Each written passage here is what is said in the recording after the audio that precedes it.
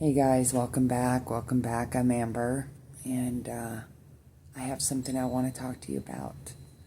Now, this is not something that I would usually come on here and talk about, especially when it comes to my own healing and what I'm actually going through. Every time I've tried talking about it, I feel ashamed, or I feel like no one's going to listen, or I feel stupid for how I talk about it, and I'm really tired of that because I've been living in fear, and fear gets the better of you, wouldn't you say? How many of you guys are living in fear? Not just real fear, like as if your life is in danger, but more of a false fear. A fear of not being good enough, a fear of being judged, a fear of being laughed at. Fears like that. So I've been doing a lot of work with my therapist over the last, I'd say, 6 months. But more so over the last 2 or so months, I've been doing a therapy called cognitive behavioral therapy. And it has opened my eyes to a lot of my behavior, a lot of my thought processes, and a lot of things that I've been dealing with internally, not understanding what I'm going through. And over the years, yes, I've gone to therapists. I've done groups. I've worked on things such as forgiveness, with grief and loss, losing people, broken relationships, cycles of abuse that I've endured, and also being an empath, also becoming the abuser. Any of that sound familiar to you? Have any of you guys struggled with voicing it? Have you struggled with understanding what it is that you're going through, where it comes from?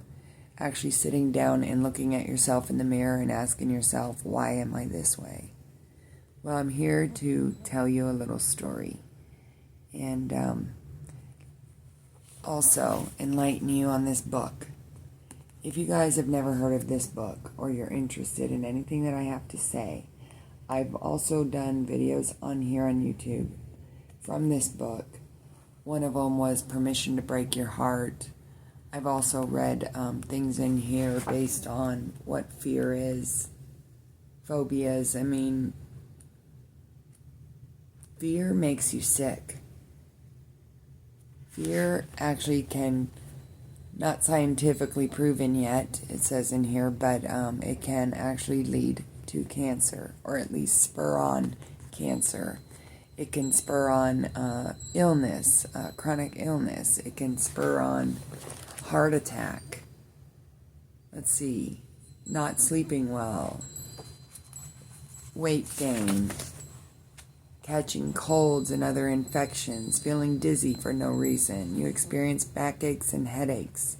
Your sex drive disappears. Your gut acts up. You feel anxious and you feel blue. These are all what's in here. And as I've been reading through this book, I'm having a lot of aha moments. There's even something in here that I read tonight, that is actually going on, that's been diagnosed with me, which is the raise in prolactin levels. So it says here, you experience backaches or headaches. When your cortisone levels are high over a long period of time, your adrenal glands start to get depleted.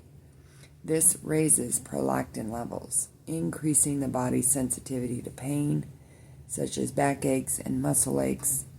Excessive cortisol also hypersensitizes the brain to pain, such that even the slightest twinge can excite the nerves of the brain, causing headaches. I read that to you because I've been diagnosed with elevated prolactin levels and also a growth in my pituitary gland because of it. In here it also talks about stress and fear being a culprit to so many other ailments that I've suffered with over the years. This is like a wake-up call to me. And thinking back to relationships that I've had, whether my childhood upbringing or whether problems with my children, domestic violence, my last recent breakup 2 months ago. And it's made me emotional.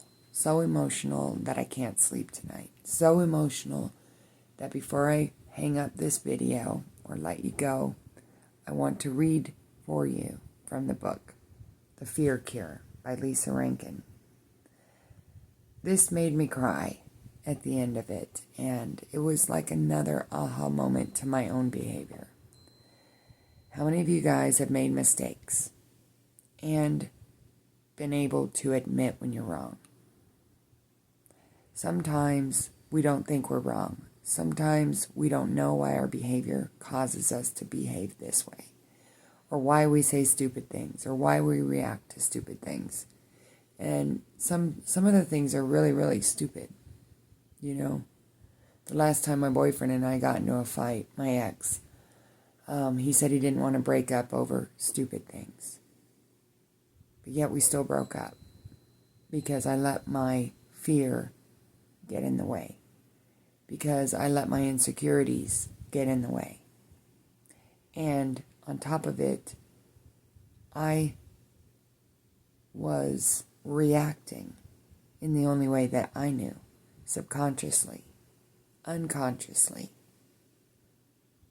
Over the years, we tend to build up this fear and this stress, and then we cast judgments.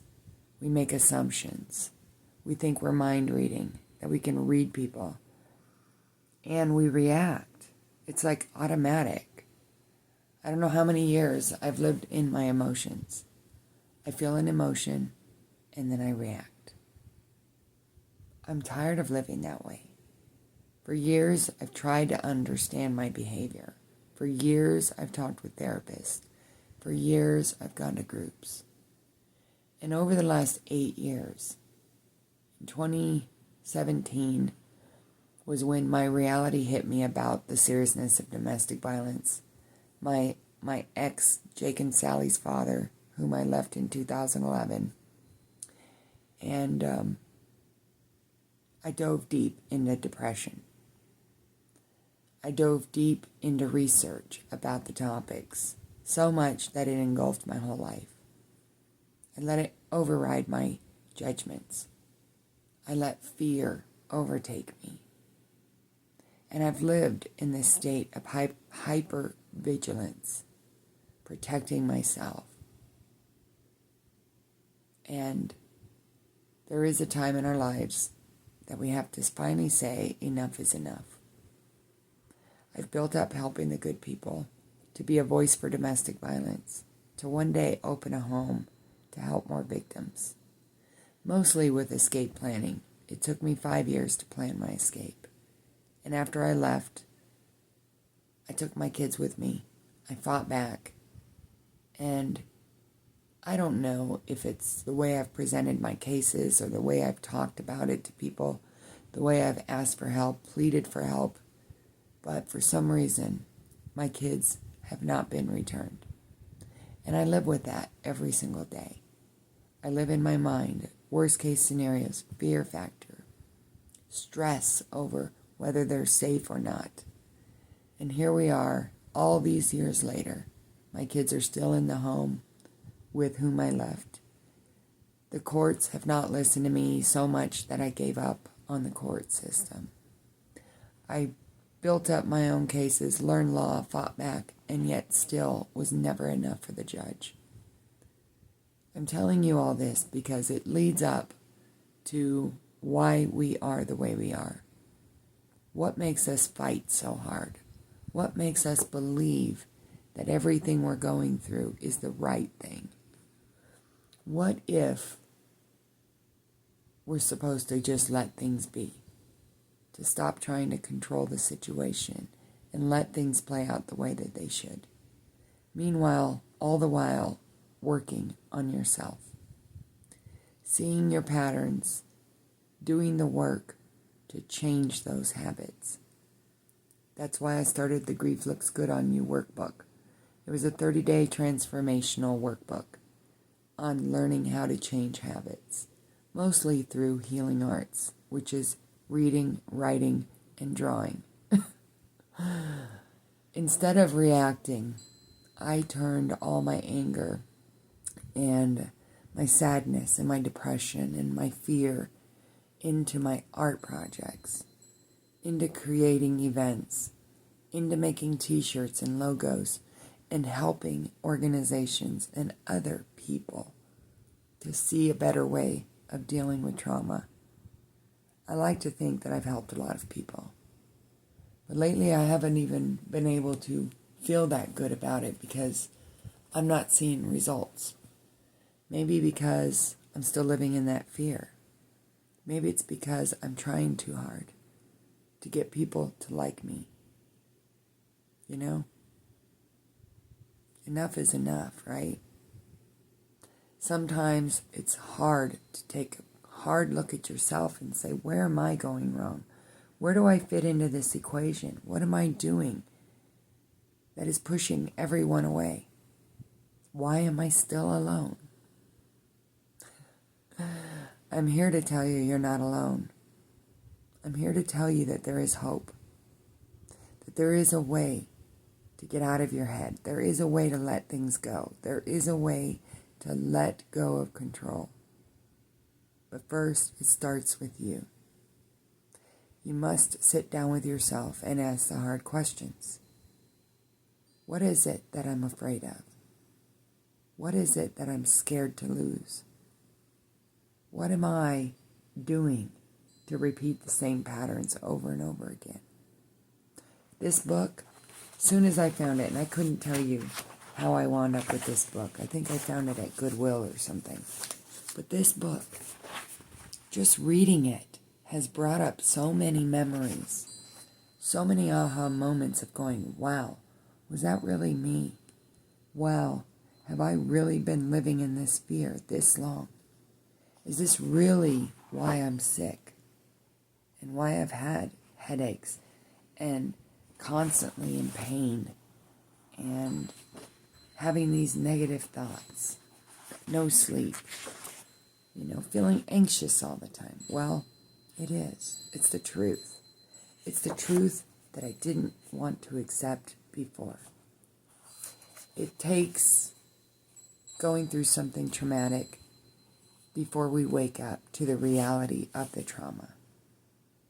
It takes traumatic events and the loss of people we love, whether we pushed them away, whether we ran away, whether we scared them off.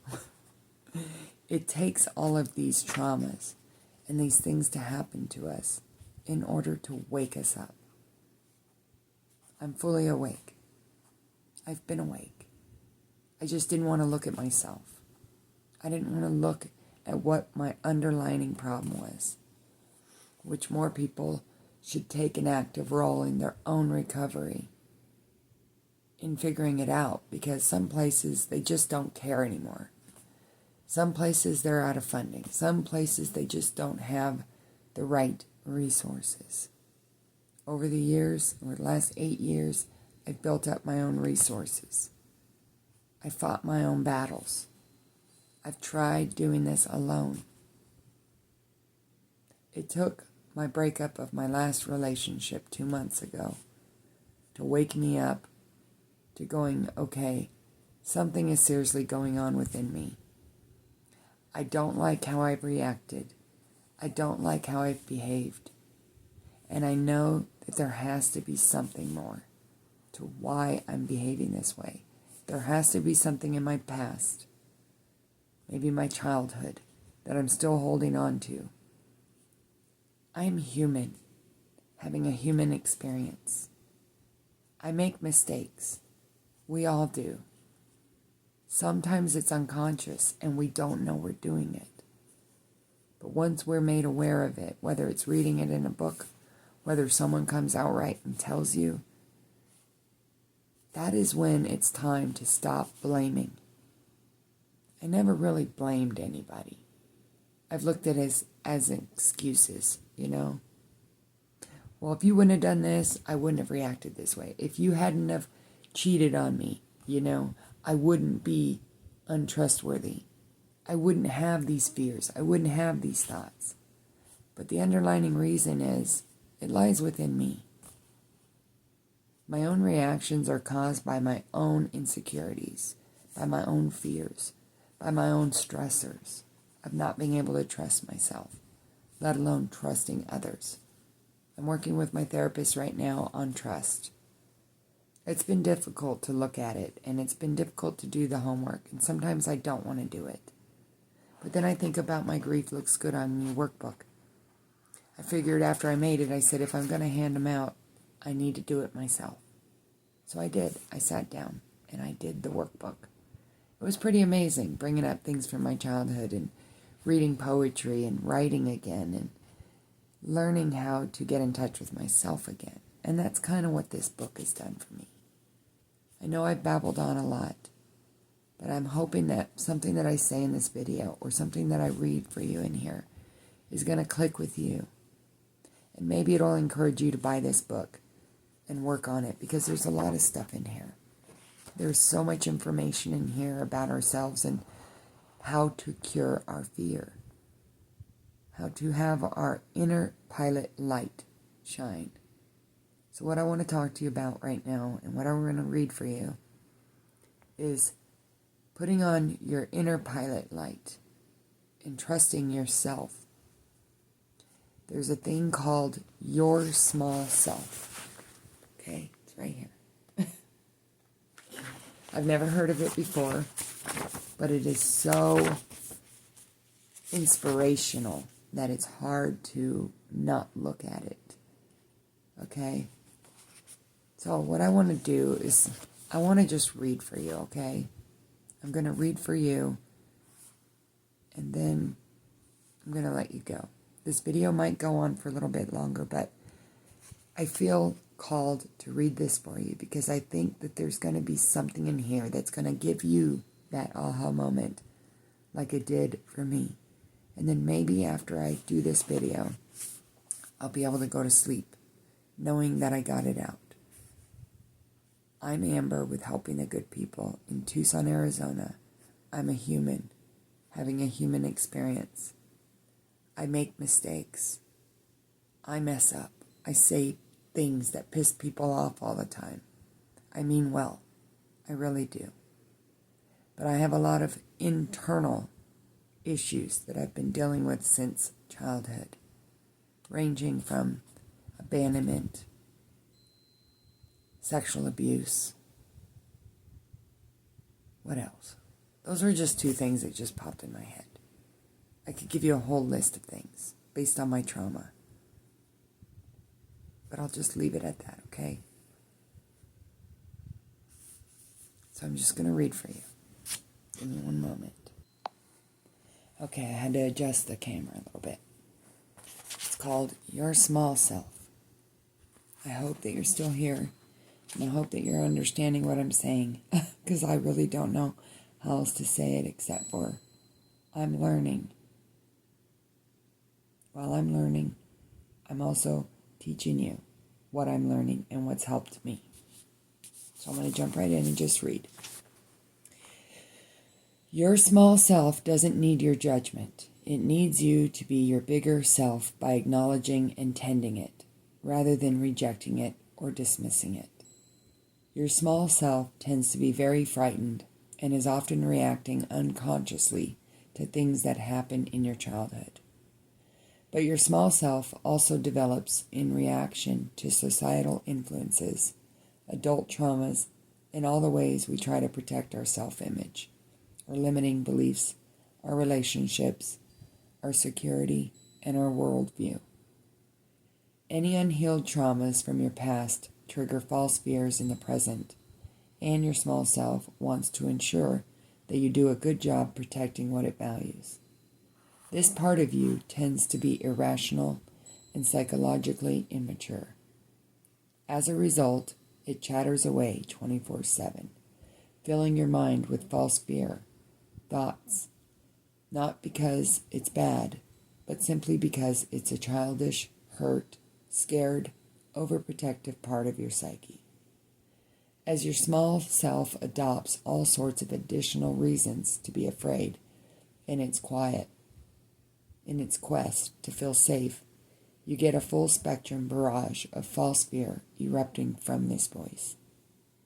Your small self has the ability to imagine all sorts of possible disasters, and it thinks it's protecting you by warning you about all the impeding awful things you should anticipate, so your small self doesn't get hurt again. You don't even have to wait until problems arise before your small self starts giving you advice.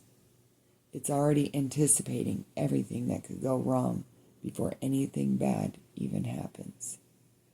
For example, even though I grew up in a happy home environment with two very loving parents, my small self grew up seeking approval and feeling like she was never quite good enough, no matter how much she achieved. My parents often reassured me that they loved me regardless of my achievement, but in spite of their reassurances, my small self kept trying harder and harder and harder, earning straight A's and being the good girl, going to medical school and graduating at the top of the class, and then becoming a successful author. And yet for years it was still never enough. I kept trying harder to win the approval, not just of my loved ones, but even of strangers.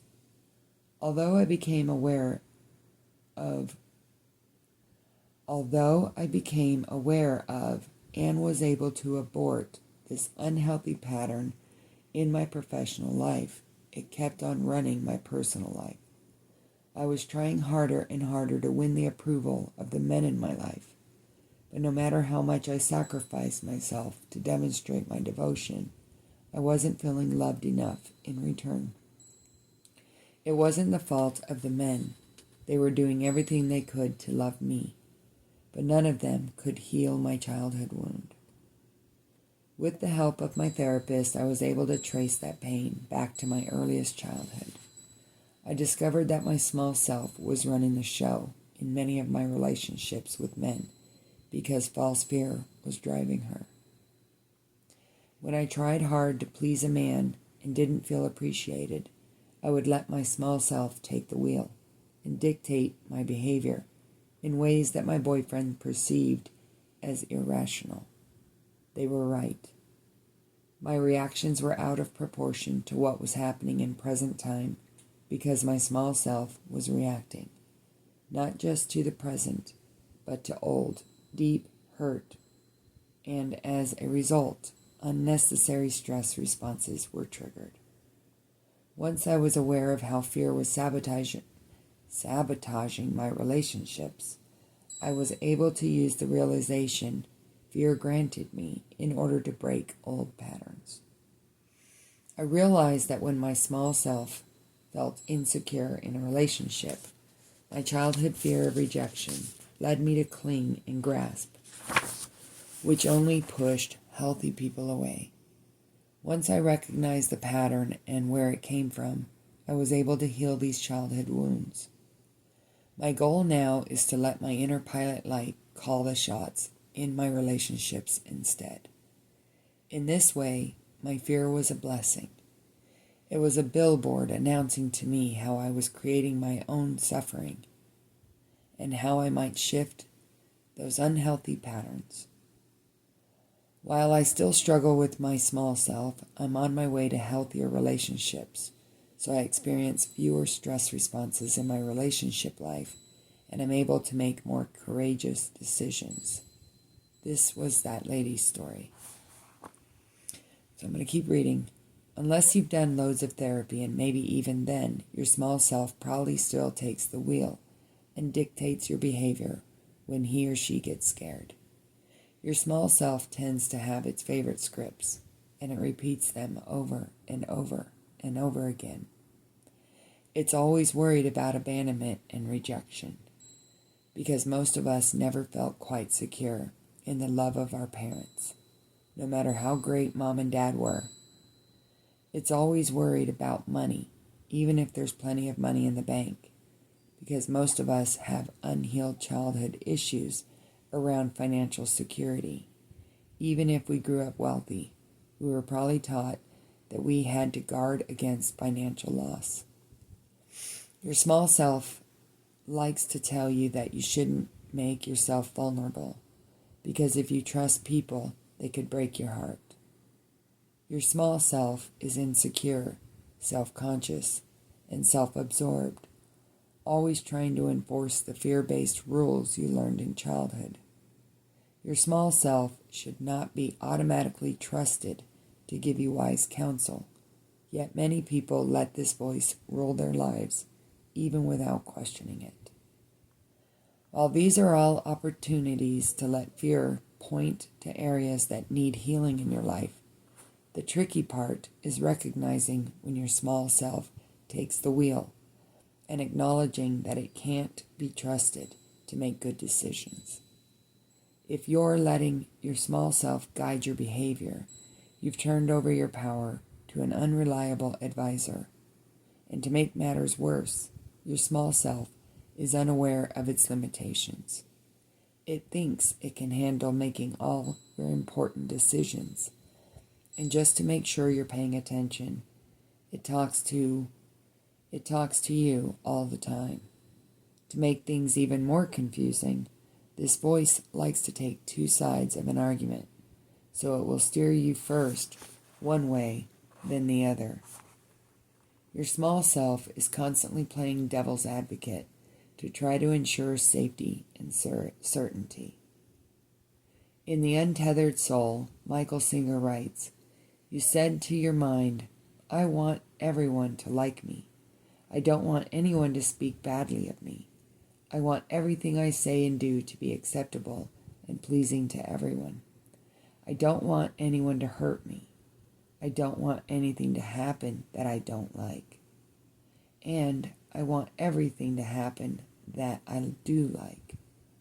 Then you said, "Now, mind, figure out how to make every one of these things a reality, even if you have to think about it day and night." And of course your mind said, "I'm on the job. I will work on it constantly." It's your small self that has given your mind this assignment. What results is a non-stop litany of false fear. Because you're not aware that your small self is talking, its advice may sound rational, smart, protective, and worthy of implementing when you hear it inside your own mind. But what if someone wrote down the transcript of what your small self was saying?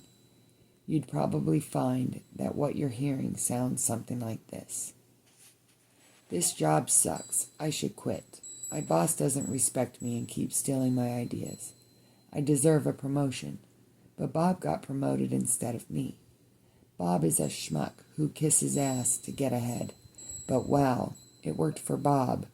Maybe you should suck up and go get ahead too. No, that would make me as much a schmuck as Bob is. I don't want to be a schmuck. I should just quit my job." But you can't quit your job. How would you pay your bills, you idiot? Plus, you'd be crazy to quit your job in this economy. Don't you know how lucky you are to have a job at all when unemployment is this high?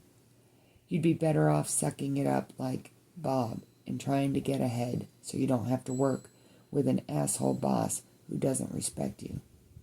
But Bob is a douchebag. Do I have to be a douchebag to get some respect around here? I really want to be a musician instead. What if I could play my guitar all the time and get paid for it? Now you're really talking crazy. Nobody gets paid to play guitar. You think you're Carlos Santana all of a sudden. You should be grateful you have a good, stable job and a decent paycheck so you can feed the kids. But I hate my job. I should quit." Have any of you guys said those things to yourself? Wow. This was her writing down her fears. So it says here, underneath the chatter, though your small self is really saying something much simpler. And if you listen, you can hear the fear clearly. This is what she wrote. "Things were always changing when I was young and unable to protect myself. I felt hurt and scared and insecure. So I want you to promise you'll keep me safe. I don't trust you when you think about changing things. My security feels threatened, and this frightens me. If you quit your job, I won't feel safe. So please don't change anything. Even if you're unhappy, listen to me instead and do what I say. Wow. Once you realize what your small self is really saying, you can ask yourself what needs to be healed in order to move beyond these false fears. Perhaps you need to heal your tendency to grasp at security so you can find peace amidst change. Whatever it is, your inner pilot light will guide your awareness so you can find peace beyond fear. As another example of how your small self may operate, consider how you may be letting it prattle on about your relationships. Imagine the dictation of your thoughts on this topic. So she writes, Mark doesn't love me. If he loved me, he'd know how much I wanted to go to the movies tonight. But he didn't ask me to go to the movies. He went out with his friends instead. He loves his guy friends more than he loves me. If he loved me, he'd want to go to the movies with me. Maybe I'm not pretty enough. Maybe if I were prettier, he'd choose me tonight. I should color my hair. Maybe I'd be prettier if I was a blonde. But then I'd have those ugly roots. I hate it when fake blondes have dark roots. Mark would definitely not love me if I had dark roots. I shouldn't dye my hair blonde. I should work out more and lose weight. Then Mark would take me to the movies because I'll look more like Alicia if I worked out and lose weight. Mark probably likes Alicia more than me. I'll bet he wishes he could take her to the movies tonight instead of being with his friends. I'll bet he swings by Alicia's place after they're done. Maybe they're having an affair. No, Mark wouldn't do that to me. He loves me. But if he loved me, he would have taken me to the movies. Maybe he really is having an affair. Maybe he's not even with his friends right now. I should call him. No, then you're just being a paranoid girlfriend, nagging him when he's out and with his friends. You should play it cool. Act like you don't really want to go to the movies. You should call Alan.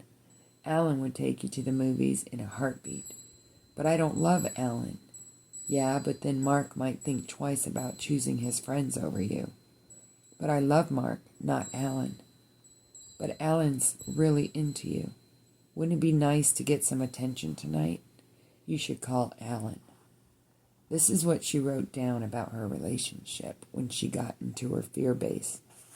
That's pretty crazy when I read it. So it says here, what your small self is really saying may be something more like this. And this is what made me cry, just so you know. I was criticized by my father when I was younger, and I never looked at my relationships as having a fear base because of it, until tonight. Anyhow, she wrote, Dad was always criticizing how I looked, and it made me feel unlovable. Whenever anyone looks at another woman, I feel unloved and unlovable. Dad was always going out with his guy friends instead of paying attention to me. Whenever Mark goes out with his friends, I feel rejected. I want to cry right now just reading that again, because it reminds me of my relationship that I just broke up with 2 months ago and how I treated him. It's not good when your past catches up to you and you can see why you behaved that way and not knowing why you did. It's really sad. I hope you're still with me. I'm almost done. What needs to be healed here? If you're not sure, don't worry. Your inner pilot light knows. And we're going to be talking more about how you can learn to hear, interpret, and trust this voice. Keep in mind that ignoring the voice of the small self doesn't help. Pretending you don't hear it only makes it scream louder. And while it's one thing to learn from the fears your small self is always obsessing about, it's a whole other thing to let those fears control you. You can see why it makes no sense to act on the immature, irrational advice of this hurt young voice. If you've been taking orders from your small self, letting your false fears dictate your actions, don't beat yourself up. You can't help it if you've been letting your small self guide you. You didn't know any better, but now you do, and you can choose to change the voice you trust to give you advice. It's not too late to replace this immature advisor with a trustworthy, mature one. Your inner pilot light is always standing by, ready to take over as the best guide and counselor you've ever had.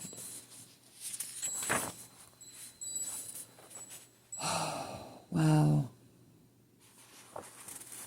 So there's this exercise